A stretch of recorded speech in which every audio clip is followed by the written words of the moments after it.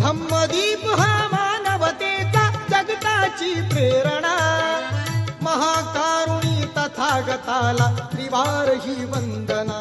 वंदना वंदना वंदना हा वंदना वंदना वंदना हा वंदना वंदना वंदना.